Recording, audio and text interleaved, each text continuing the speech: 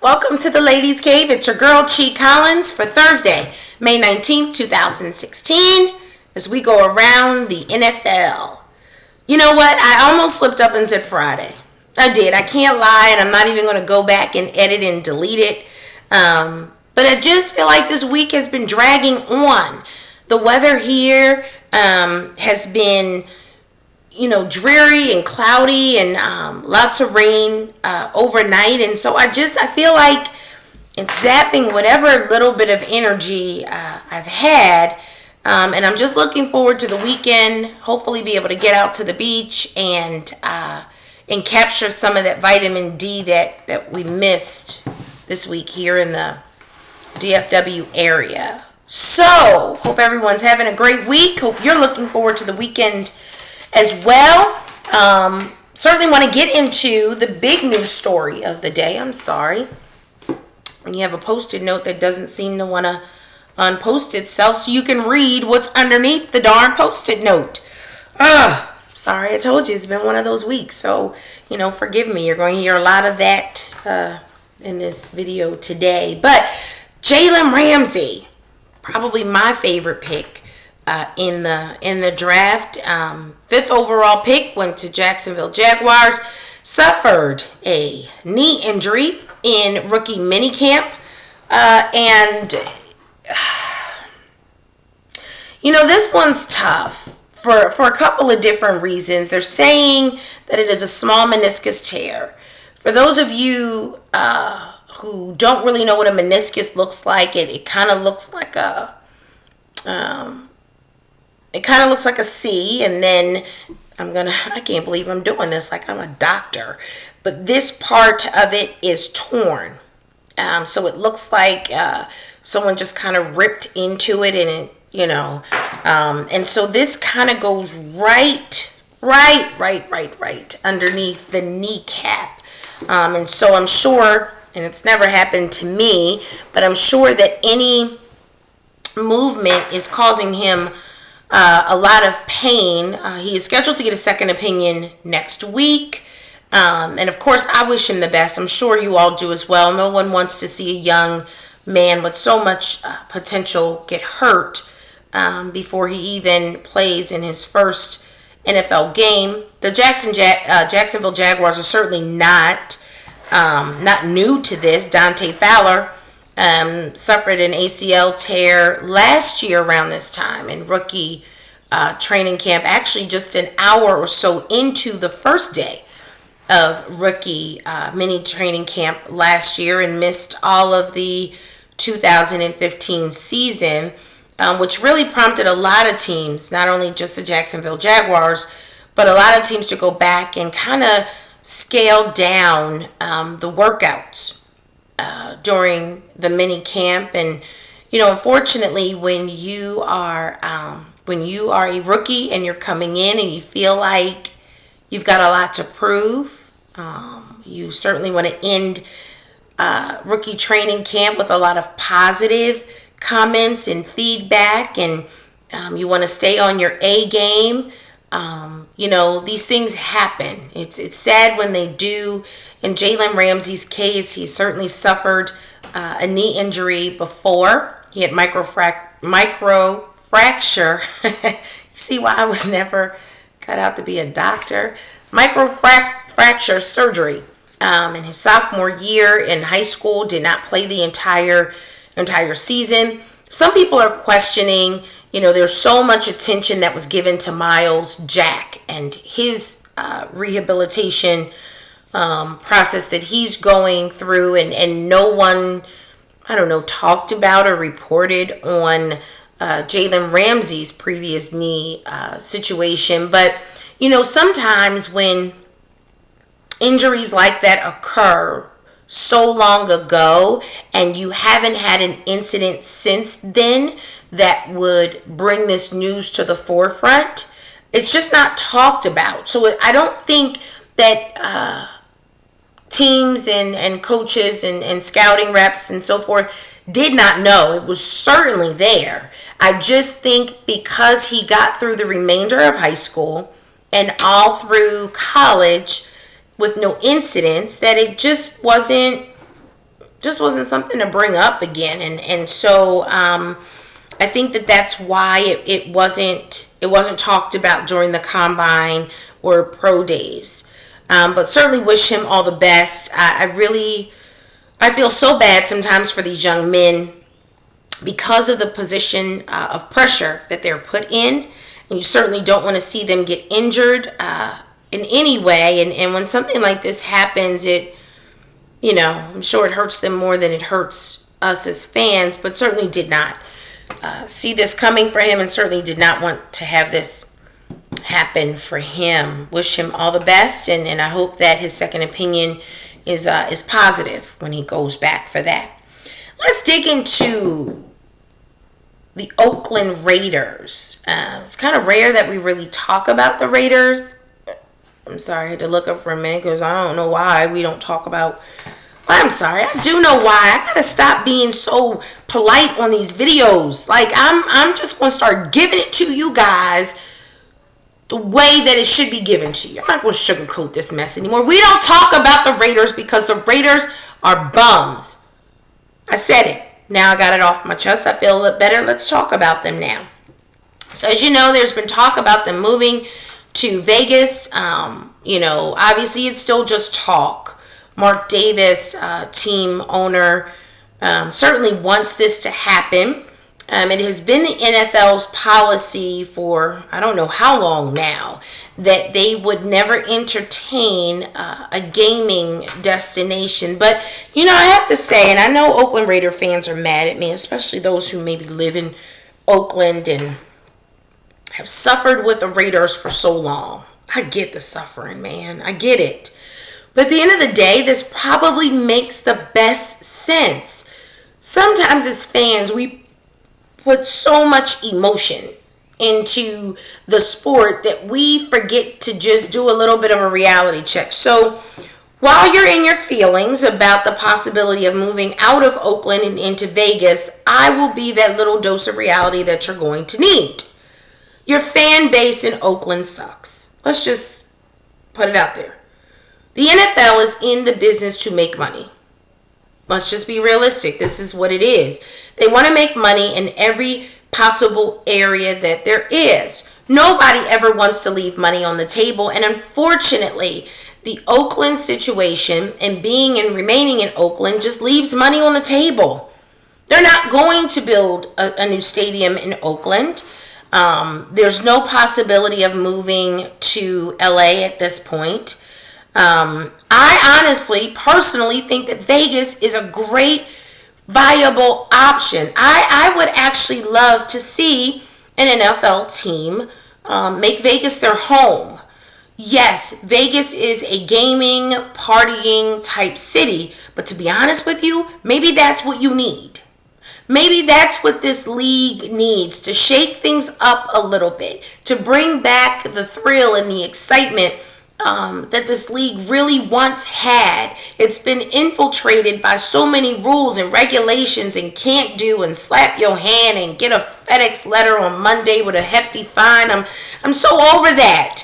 Let's shake this thing up and hopefully get the Raiders to Vegas. For those of us who love the destination, I think it's great. It'd be great to be able to fly to Vegas, have a great time with your significant other or your friends, and then on Sunday you wrap up your partying weekend with an NFL game, and hopefully you'll have an opportunity to see your favorite team take on the Raiders. Who wouldn't want that? I think sometimes we get caught up in the dynasty and the destiny of, the dynasty of some of these teams, and so we don't want to see that taken away. And I honestly don't think it'll be taken away. Hell, if you live in Oakland, okay, I'm just going to say this. If you live in Oakland, you should be ecstatic about the opportunity to go to Vegas to see your team play. You really should. Get away from Oakland for a weekend and go travel to Vegas and still enjoy the team that you love. Guys, as I said, the NFL is a business. It's all about making money. And when you look at comparisons from a financial perspective, Oakland no longer, and has not really for a very long time, made sense. It didn't make sense. But at that time, where were the Raiders going to go? You weren't going to go back to LA. So where were you going to go?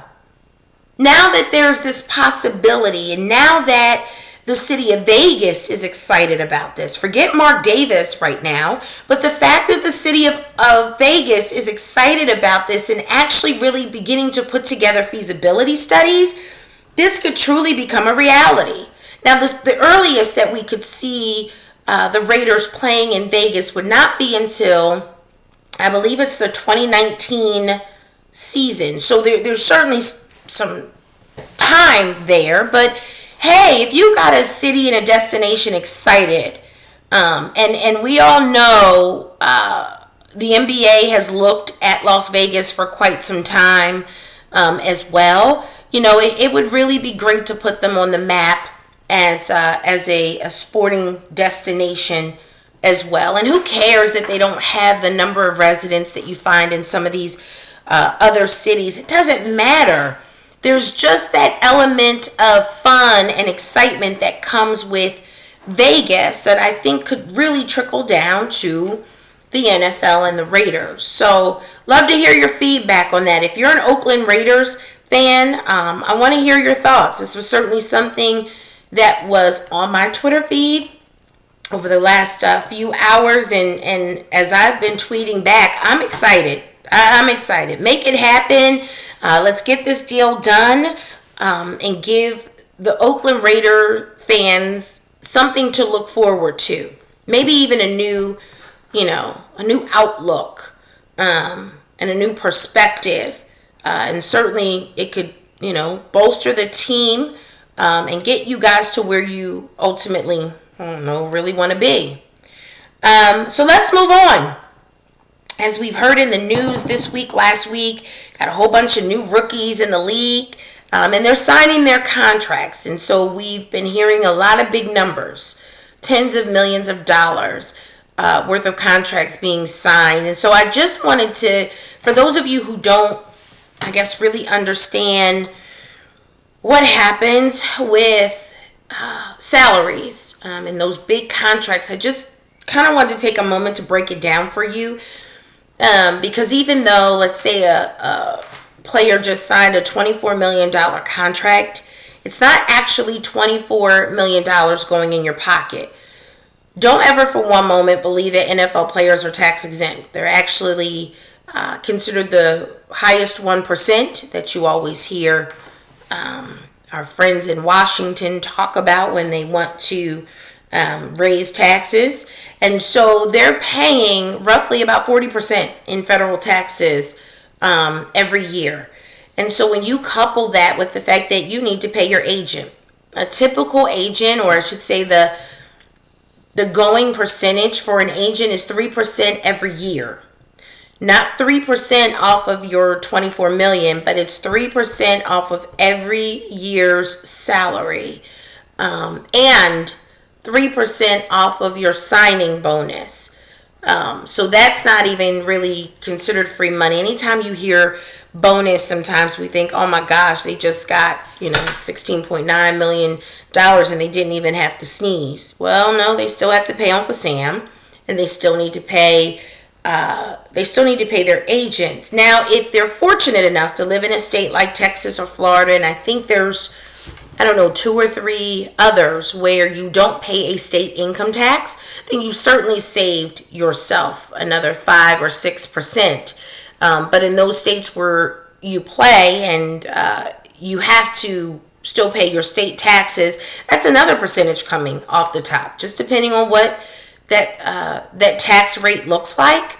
And then if you live in a city, I'll just use Philadelphia as an example, but you also have to pay a city or a local tax on top of that. So you're getting taxed until you can't tax anything else at that point. So there's a lot of money that's taken out of those salaries really from the very beginning. But certainly that guaranteed money helps because it really helps a rookie get established in that city. You've got to find a place to live. You may need a vehicle. A lot of players may have families that, they're bringing in to stay with them. And so that money certainly helps them.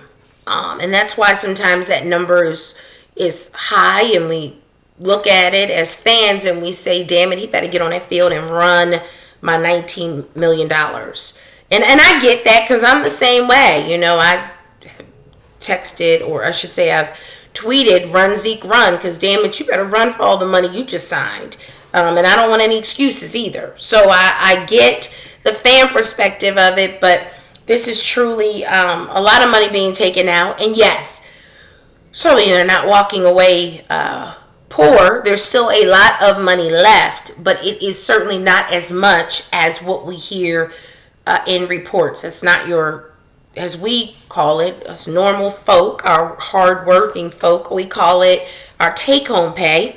Their take-home pay is not what is reported in the media. And as I encouraged you all to do, if you're curious to know about contractual terms of your favorite players, please go to spottrack.com. And I typically don't endorse websites because, hey, you're not paying for me to endorse you, but I do honestly believe that Sports Track is one of the best sites out there to utilize when it comes to looking up contractual terms and financial obligations for players. So take a look at that. Look up your favorite player, and you'll see all of the different areas in which money is earned from a player's perspective. OTAs have started. 5 teams are actually in the middle of their OTAs now, and the remaining 27 teams, the remainder of the 2017. I told you I'm tired, so I believe you me, I feel so tongue-tied and so exhausted. I can't wait for this video to be over, because there's a glass of wine and a pillow and a blanket waiting for me. This is how tired I am, so forgive the tongue-tiedness today. But 27, the remainder of the 27 teams will be on the field next week in OTAs. So we'll certainly be hearing a lot of news coming out of those camps. It'll be interesting to see who does not show up. That's always the biggest story coming out of OTAs, because they're not mandatory. And so a lot of players hold out for contractual reasons, haven't signed my franchise tag yet. In the case of, I'll just use Darren Sproles, because his case is, I don't know, somewhat interesting in that he has said publicly that he will hold out on OTAs because of the Eagles are rumored to be shopping him around for a trade. And actually, it makes sense. I know I'm going to be the voice of reason for you Philadelphia Eagle fans who may be upset that Darren Sproles may not be in camp next week, but it makes sense from the perspective that why would you go out there and potentially risk getting hurt if you are a valuable commodity on the trade market? You certainly don't want to go out there and risk getting an injury like Jalen Ramsey did today.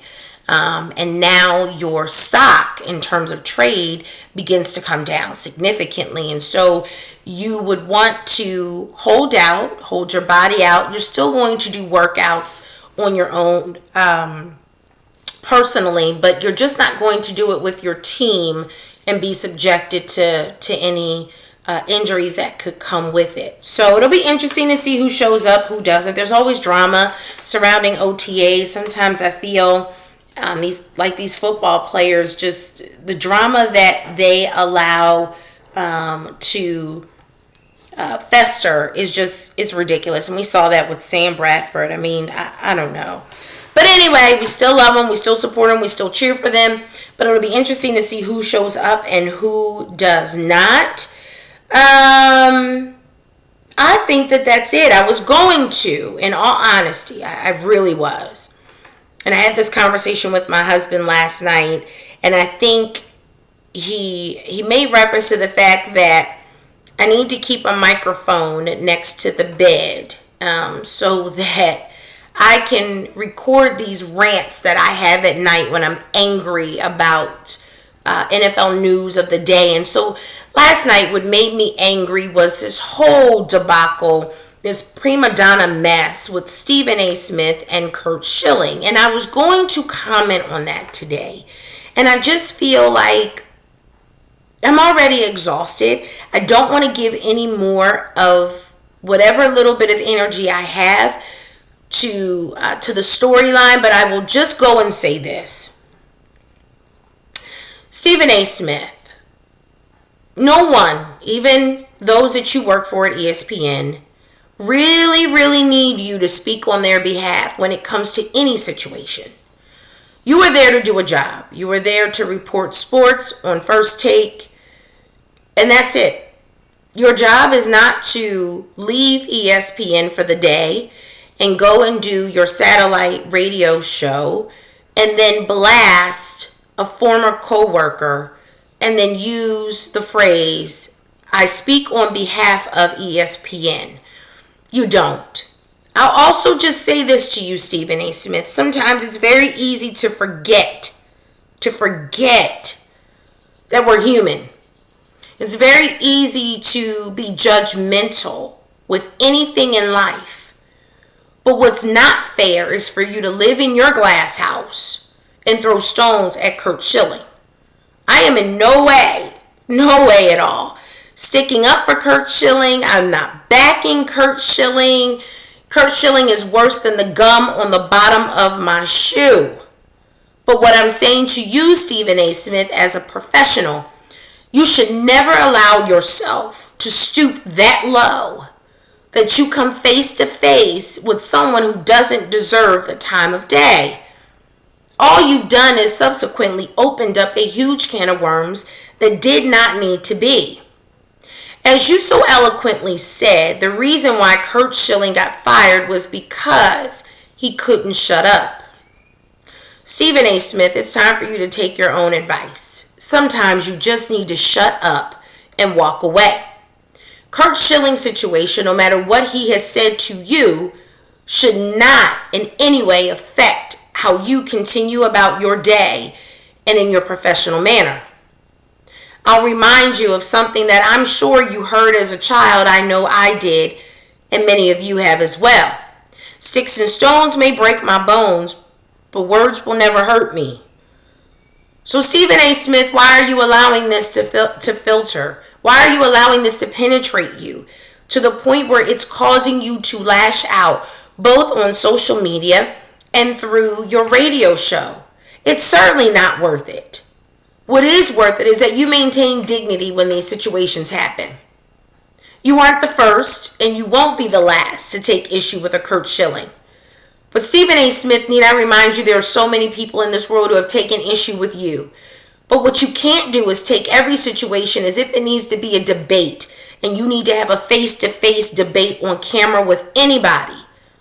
Maintain your dignity at all times, because that is what shows who is truly the professional. Curt Shilling is gone from ESPN, never to return again. So why does it even matter why he's no longer there? Let it go and let it be. And to all of you out there, I encourage you to take those same words and allow them to resonate as well. We're often antagonized and enticed to fight back or to lash out. But where's that really going to get you? For me, it means I've got to go in my medicine cabinet and grab 2 Excedrin because I've gotten a headache from all of this. So for all of you, this was truly something for you to hear as well. I hope you allow it to resonate and that you take it with good faith and good measure and apply it to whatever situation that you may be facing or could be facing. Sometimes it's not worth it. And sometimes a true winner in a situation is truly the person who can turn their back and walk away and not respond. Not everything deserves words, and not everybody deserves your responses. So keep that in mind. As always, I'm your girl, Chi Collins. Continue to follow us on Twitter at @the_ladies cave and on Facebook at facebook.com/the ladies cave. Until next time, have a wonderful weekend. Thank you for tuning in.